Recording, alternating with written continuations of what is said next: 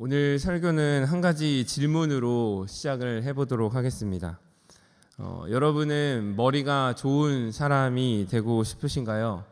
아니면 지혜로운 사람이 되고 싶으신가요? 네. 이 질문을 다르게 한번 또 표현을 해보겠습니다. 여러분은 연봉이 높은 사람이 되고 싶으신가요? 아니면 지혜로운 사람이 되고 싶으신가요? 네. 이번엔 자녀 혹은 손주들을 생각하시면서 대답해 보시면 좋을 것 같습니다. 여러분들의 자녀 혹은 손주가 성적이 좋은 사람이 되면 좋으시겠습니까? 아니면 지혜로운 사람이 되면 좋으시겠습니까? 네, 아멘.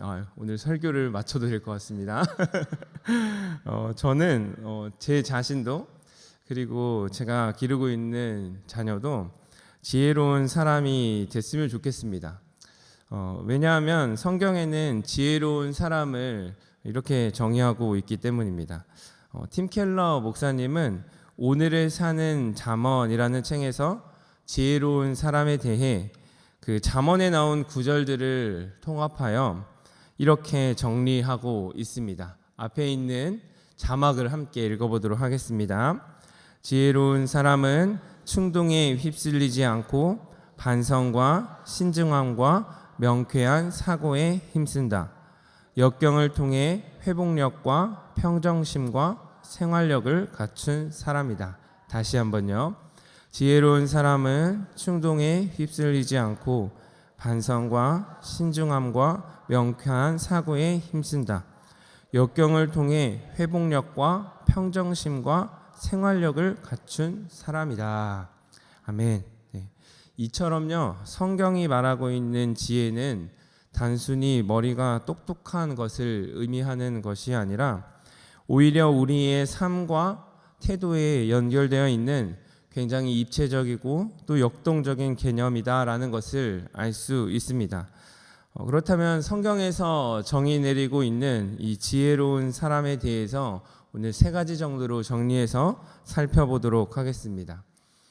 첫째로 지혜로운 사람은요, 충동에 휩쓸리지 않고 평정심을 갖는 사람이다라고 이야기할 수 있습니다.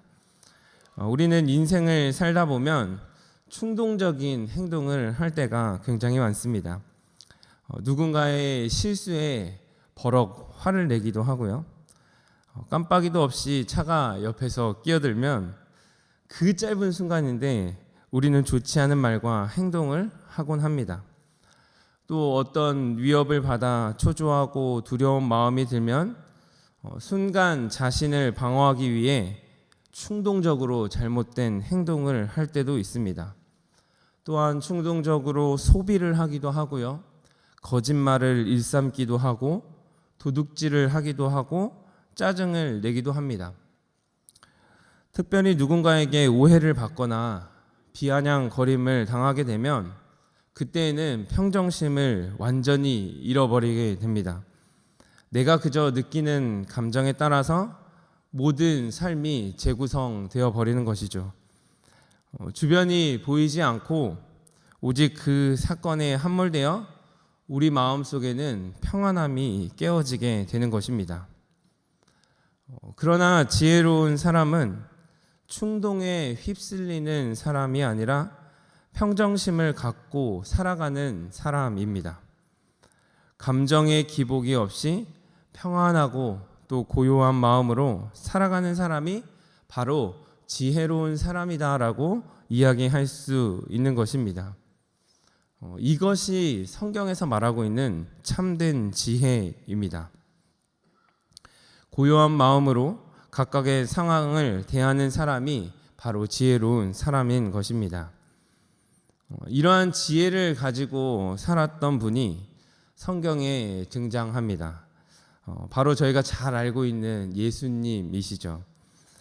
예수님의 일생을 성경에 기록되어 있는 것들을 쭉 살펴보면 예수님은 절대 충동적으로 자신의 능력을 행하지 않으셨습니다. 본인이 할 수 있음에도 불구하고 충동적으로 무언가를 하지 않으셨던 분입니다.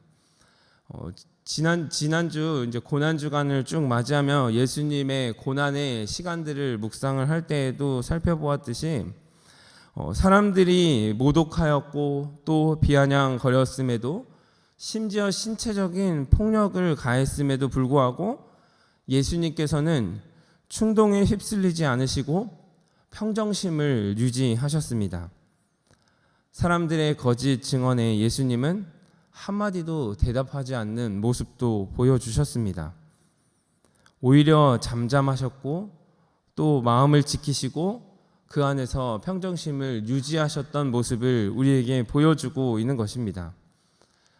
예수님은 그렇다면 어떻게 그렇게 하실 수 있으셨던 것일까요?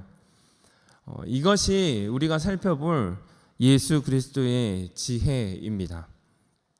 예수님께서는 하나님의 약속을 신뢰한 분이셨기 때문에 이 모든 과정에서 평정심을 유지할 수 있었습니다.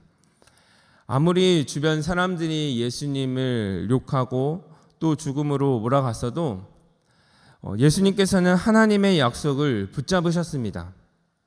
그러한 지혜로 예수님께서는 하나님께서 허락하신 바 그 길을 묵묵히 걸어가실 수 있으셨던 것입니다. 그렇기에 우리의 삶 가운데에서도요, 예수님의 지혜가 너무나도 필요합니다.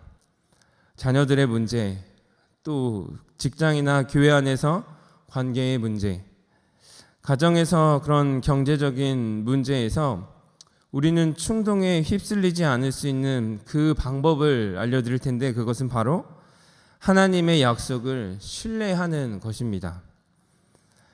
약속을 붙잡지 않으면요, 우리는 상황에 완전히 휩쓸려 오히려 불안과 두려움에 잠식당할 수밖에 없는 것입니다. 그렇기에 하나님의 약속을 굳건히 붙잡고 나아가는 것이 지혜임을 기억할 수 있는 금광의 모든 성도님들이 되시길 주님의 이름으로 축원합니다. 둘째로 지혜로운 사람은요, 반성하며 명쾌한 사고를 할 수 있는 사람입니다. 반성이라는 단어를 찾아보니까요, 자신의 언행에 대해서 잘못이나 부족함이 없는지를 돌이켜 보는 것을 뜻합니다. 즉 지혜로운 사람은요, 자신을 되돌아볼 수 있는 사람입니다. 많은 경우 우리는 어떤 일이 발생하게 되면 주변 사람들과 환경을 탓하게 됩니다. 특별히 가장 가까운 사람이나 내가 쉽게 대할 수 있는 사람들에게 화를 내고 따집니다. 그래서 가까운 가족들에게 큰 상처를 주는 일들이 빈번히 발생하게 되는 것이죠. 그리고 내가 쉽게 탓할 수 있는 약한 사람들에게 그 원인을 돌리며 그 문제에서 자신을 돌아보지 못하게 합니다. 또는 실체가 없는 무언가에 그 원인을 돌리는 경우를 보게 됩니다. 우리는 생각보다 실체가 없는 무언가에 원인을 돌리는 경우가 정말로 많더라고요. 이건 국가 때문이야, 이건 교회 때문이야, 이건 학교 때문이야 라고 이야기를 합니다. 그런데 막상 이야기들을 계속 들어보게 되면 아무런 실체가 없는 그런 무언가를 계속해서 탓하고 있는 모습을 발견할 수 있게 되는 것입니다. 그러나 지혜로운 사람은 자신의 모습을 반성할 수 있는 사람입니다. 주변 사람들이나 환경을 탓하는 것이 아니라 자신의 모습이 어떠한지를 돌아볼 수 있는 사람입니다. 우리는 얼마나 많은 시간을 내가 아닌 주변에 허비하고 있는지 모릅니다. 실상은 나의 잘못임에도 불구하고 그것을 바라보지 못해 문제가 더욱 꼬여갈 때가 많다라는 것입니다. 저는 종종 금쪽 같은 내 새끼라는 프로그램을 봅니다. 육아 전문가인 오영 박사가 나와서 육아에 어려움을 겪고 있는 가정을 도와주고 또 컨설팅 해주는 프로그램입니다. 그 프로그램을 보면요, 참 많은 아이들이 나오는데요, 정말 입에 담지도 못할 심한 욕을 계속하는 아이들이 나오기도 하고요. 본인의 몸을 상하게 하는 일들도 있고, 소리를 계속해서 지르거나 어떤 경우는 말을 한마디도 안 하는 등 그런 이상 행동을 보이고 있는 아이들이 등장합니다. 그래서 부모들은 그 사연을 의뢰를 할 때에 저는 도저히 이런 아이들을 육아를 하는 것이 너무나도 힘들다라고 하소연하면서 의뢰를 하게 됩니다. 그런데 막상 그 가정의 상황을 살펴보게 되면 아이 자체의 문제보다는 부모의 양육 태도에 문제가 있다라는 것을 발견하게 되는 경우가 정말로 많습니다. 그러면 문제는 거기서부터 풀려가게 됩니다. 문제를 정확하게 파악했으니 그 가정이 나아가야 할 방향이 명확하게 보이는 것이죠. 그래서 그 옆에서 오은영 박사가 명쾌한 조언을 가지고 부모의 언행을 수정해 가면 자녀에게 변화가 일어나는 놀라운 모습을 보게 되는 것입니다. 이처럼 주변을 탓하고 원망하는 것이 아니라 나를 돌아볼 수 있는 것이 바로 지혜입니다. 그렇다면 어떻게 나의 모습을 돌아보며 나아갈 수 있을까요? 아주 단순하고 확실한 방법이 있습니다. 그것은 바로 어떤 상황과 조건 속에서도 변하지 않는 진리 앞에 나를 세우는 것입니다. 지난주 ACS 아이들과 함께 고난주간을 맞이하여 인천에 있는 국제성서박물관에 다녀왔습니다. 성경이 어떻게 기록되었고 또 어떻게 우리에게 왔는지에 대한 성경의 역사를 한눈에 볼 수 있는 아주 의미 있는 곳이었습니다. 그 박물관의 전시관을 쭉 둘러보고 마지막 나가는 출구에 종교개혁자인 마틴 루터가 했던 이러한 글귀가 적혀 있었습니다. 사진을 한번 띄워주시면요, 그 사진에 있는 글귀를 함께 읽어보도록 하겠습니다. 같이 읽겠습니다. 성경은 살아있어 나에게 말한다. 성경은 발이 있어 나를 쫓아온다. 성경은 손이 있어 나를 꼭 붙잡는다. 다시 한번요. 성경은 살아있어 나에게 말한다. 성경은 발이 있어 나를 쫓아온다. 성경은 손이 있어 나를 꼭 붙잡는다. 살아있는 성경이요, 나에게 말을 걸도록 하는 것이 바로 자신의 모습을 가장 잘 돌아볼 수 있는 방법입니다. 그 누구도 말씀 앞에 떳떳할 수 있는 사람은 한 사람도 없습니다. 말씀 앞에 서면 우리는 우리의 있는 모습 그대로를 발견하게 되는 것입니다. 얼마나 추악하고 또 비겁한 존재가 나인지를 발견하게 되는 것입니다. 그런데요, 이것이 얼마나 큰 은혜인지 모릅니다. 왜냐하면 나의 있는 모습 그대로를 제대로 살펴보게 되면 하나님의 명쾌한 방향성이 보여지기 때문입니다. 그래서 이러한 사람을 우리는 뭐라고 표현하냐면요, 지혜로운 사람이다라고 이야기할 수 있는 것입니다. 그래서 오늘 새벽 같이 함께 기도하실 때에 우리 성도님들의 기도 제목에 변화가 있었으면 좋겠습니다. 이러한 시험을 잘 보게 해주십시오. 이러한 회사에 붙여주십시오. 이러한 문제들이 해결되게 해주십시오 라고 우리가 기도하는 것이 아니라요, 매일 살아있는 말씀 앞에 서서 우리 자신의 모습을 되돌아보며 또한 명쾌한 사고를 할 수 있는 그런 지혜로운 사람이 우리가 될 수 있게 해주십시오. 우리의 자녀가 될 수 있게 해주십시오. 우리의 가정이 될 수 있게 해주십시오라고 함께 기도해 주셨으면 좋겠습니다. 그러면요, 이러한 지혜가 우리의 삶을 얼마나 윤택하게 하는지, 또 얼마나 우리의 삶을 풍성하게 하는지를 이 기도의 시간을 통해서 우리 모든 성도님들이 맛보실 수 있을 것입니다. 세 번째로, 지혜로운 사람은 회복력을 갖춘 사람입니다. 최근 자기개발 및 리더십과 관련된 분야에서 화두가 되고 있는 심리학 단어 한 가지가 있습니다.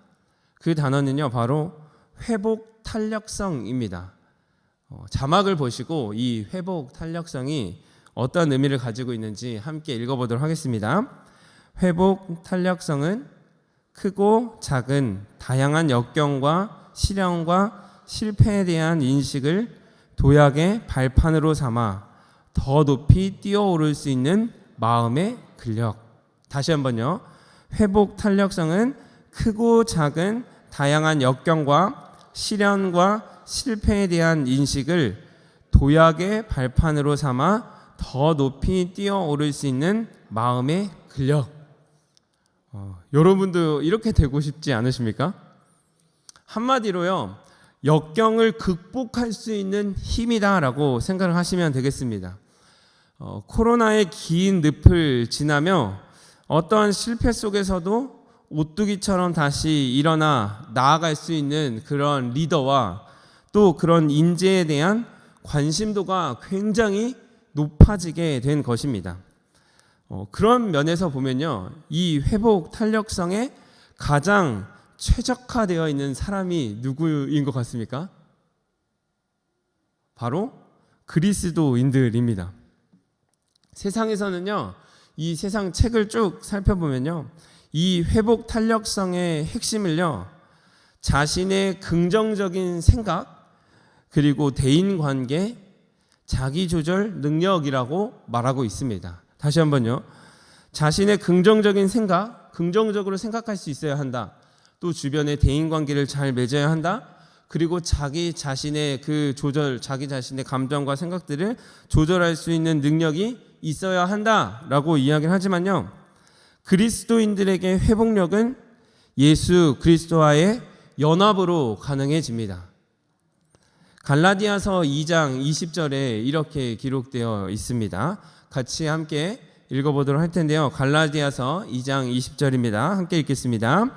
내가 그리스도와 함께 십자가에 못 박혔나니 그런즉 이제는 내가 사는 것이 아니요 오직 내 안에 그리스도께서 사시는 것이라. 이제 내가 육체 가운데 사는 것은 나를 사랑하사 나를 위하여 자기 자신을 버리신 하나님의 아들을 믿는 믿음 안에서 사는 것이라. 아멘.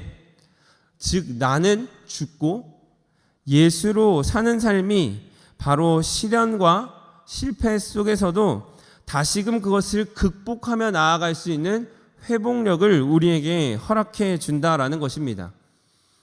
나 자신에 대한 철저한 긍정이 아니라요, 철저히 죽는 것을 통해 예수와 연합되고 우리는 그것을 통해 다시 일어날 수 있게 되는 것입니다. 이것은 전적인 예수 그리스도의 지혜라고 이야기할 수 있는 것입니다. 우리는 죽지만 예수로 인하여 예수로 연합된 우리는 다시 회복하여 오뚜기처럼 일어날 수 있는 것이 바로 성경에서 말하고 있는 지혜다라는 것을 기억하셨으면 좋겠습니다. 말씀을 정리하도록 하겠습니다.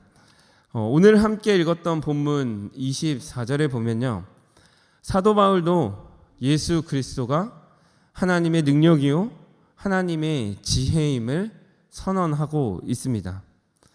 그러나 멸망하는 자들은 예수님을 보면서요, 미련하다, 그리고 또 손가락질을 하였습니다. 심지어 침을 뱉고 저주까지 했습니다.